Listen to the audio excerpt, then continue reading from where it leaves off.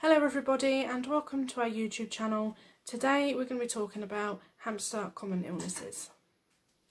Now there are a lot of different health problems that your hamster can suffer with, so it's always best to give your hamster a health check regularly.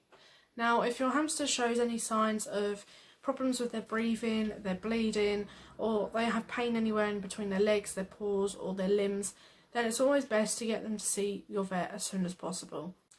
Now, I'm not a practitioner vet, so I can't give you any medical advice.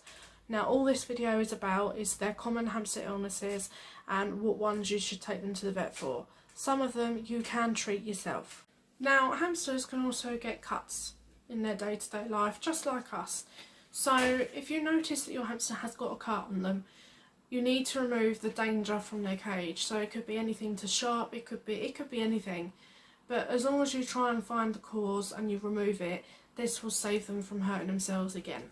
Now, if your hamster has a large or deep wound or it's bleeding very heavily, then please make sure that you take them to see a vet ASAP. And also, please make sure that you're giving your hamster all the vitamins and minerals they need, because this can fight off any infections. Now, hamsters can develop infections and sometimes this can cause an abscess to form. Abscesses can form on any area of their body and even in their mouth, and a result of infection usually by Streptococcus or Staphylococcus bacteria. Abscesses are also very painful and they will need draining and cleaning by a vet, so you should take them to see a vet ASAP. Now this is Cookie, having fun in the bathtub. Now the last thing about abscesses is the main symptom. Now, the main symptom about abscesses is where your hamster's belly is big and round, kind of like a balloon. It can either be a soft or solid belly. Now, this means it contains pus, where your hamster has been fighting off the infection that they've got. So now I'm going to talk to you about bar rubs. In my previous video, I spoke about when your hamster chews the bars and how it can cause health problems. Now, as well as mouth injuries, teeth injuries and face injuries, they can also get bar rub. Bar rub results in fur loss and bleeding and perhaps even permanent scarring due to friction. Hamsters can also get coughs and colds. Hamsters can catch colds just as we can, and these illnesses can even be passed from human to hamster. So if you're not very well or a member of your household isn't well, then it will be a good idea to keep you or them away from your pet for a little while until the cold has passed. You should keep your ill hamster away from other hamsters too, otherwise they can catch it. Now, symptoms in a cold with a hamster are quite similar to what you get in yourself. So that could be from difficulty breathing, sneezing, they can have breathing problems, and they can also cough and also have a wet nose. So I would advise that you take them to see a vet. This could mean that they've got a cold, but it could also mean that they've got an infection or an allergy. Now, like any other hamsters, they can have accidents inside or outside their cage.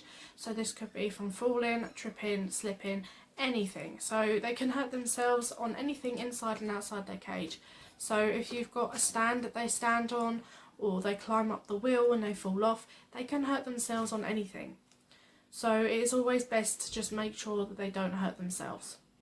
If you have a type of breed of hamster that live together, then you should know that they can seriously damage one another and hurt each other.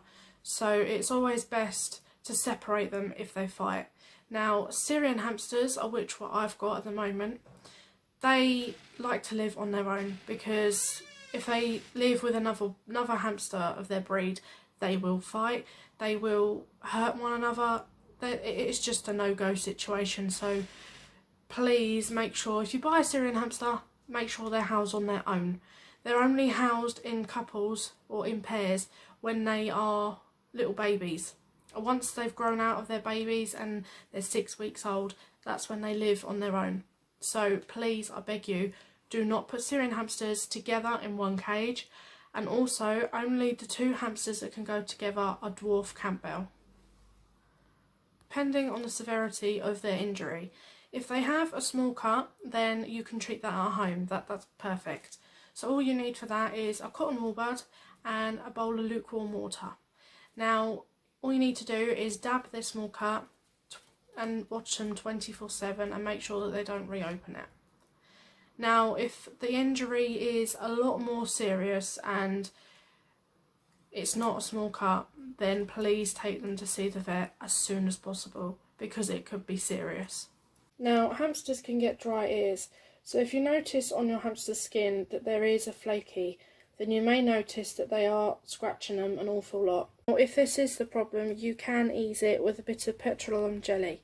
To do this, you need to start soothing a tiny bit on your hamster's ears, and it will help the symptoms for a while, but you might want to start building this treatment into their regular care routine.